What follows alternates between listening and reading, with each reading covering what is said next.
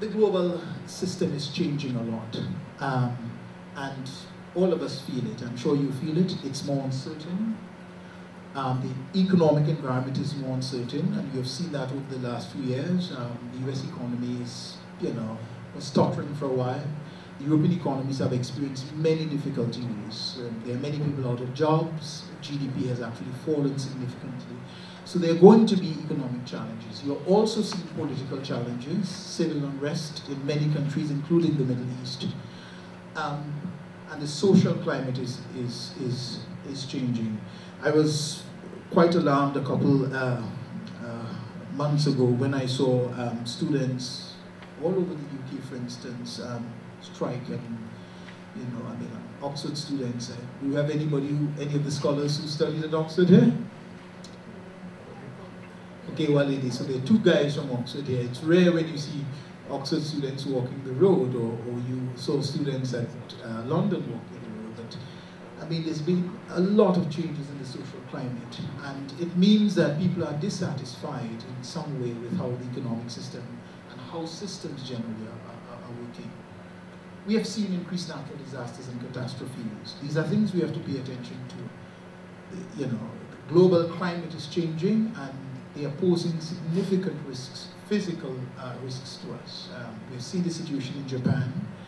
We have seen hurricanes being, arising in many areas now. And of course, we do have the prospect, again, of rising energy prices.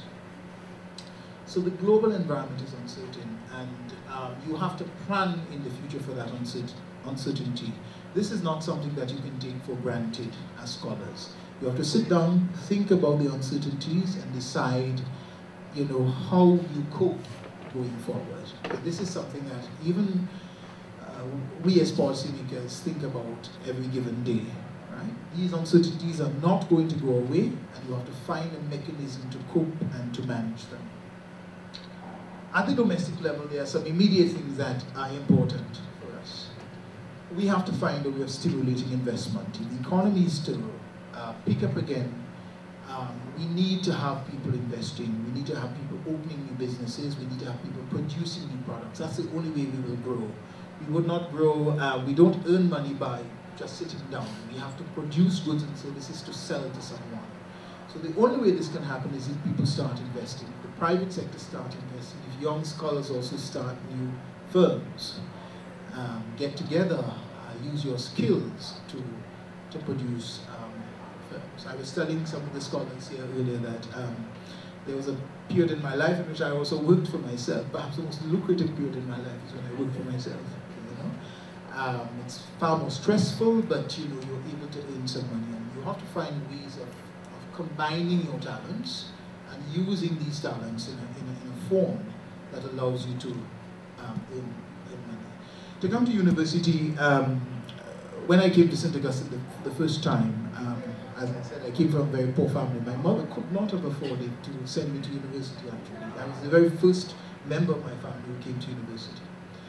And I had to do many things to come to university. So I was into agriculture. I had to plant a lot of corn and peas. I had to rear a number of animals, a lot of goats. In Tobago, every young boy had goats, and so you can sell a bit of your goat milk and do things to actually earn income.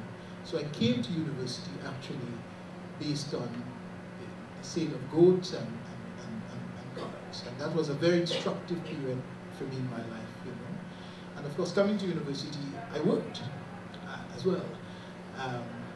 There were nights we would throw boxes at the wharf.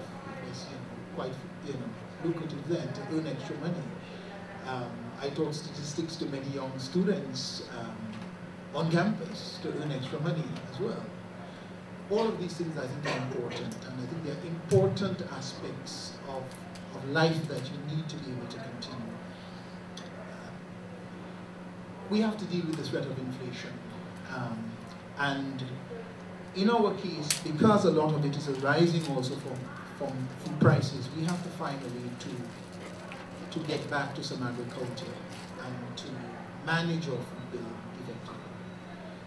So if any of you have land and you are involved in planting, etc., continue the exercise. Right? Down the road, this is going to be quite important because food security becomes a critical issue down the road. So it is important that you begin to pay some attention to food security and to this. You have to make yourself more literate. As scholars, you know, we tend to be confined to the specializations that we are in. We are into chemical engineering, we read only chemical engineering.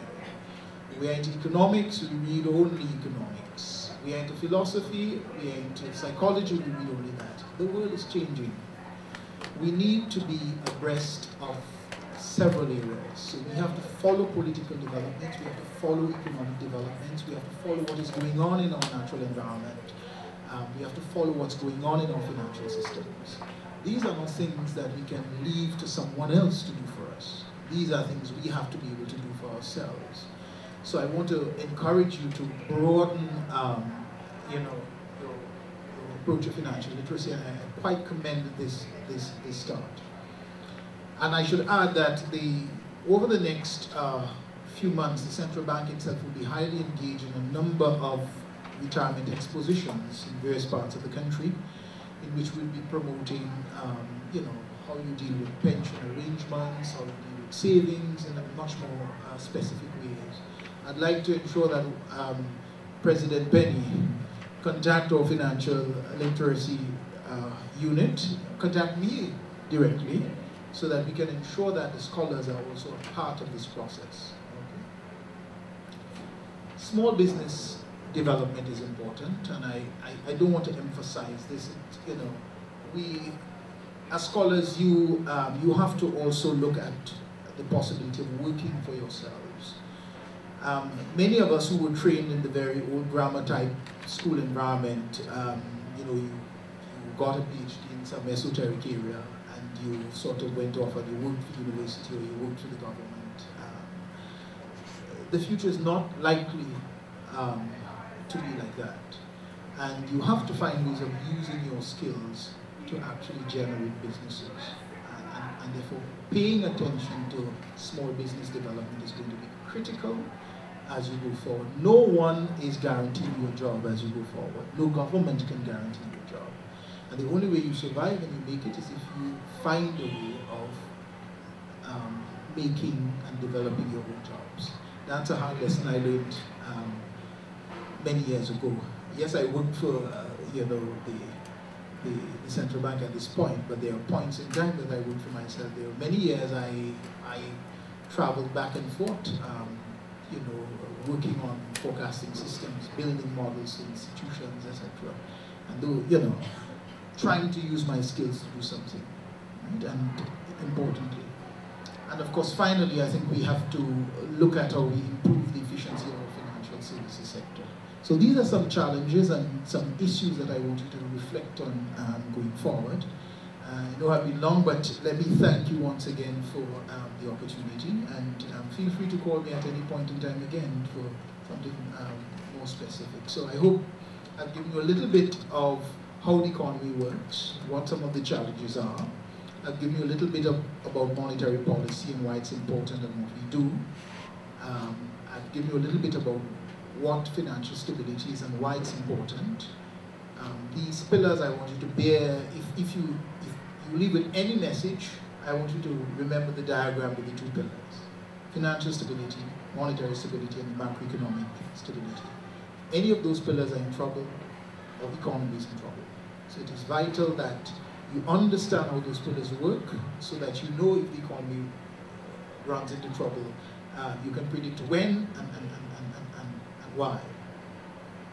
So let me stop here, and again, thank you for inviting me to your session. I want you to continue to, you know, to promote the Scholars Alumni Association. Thanks much.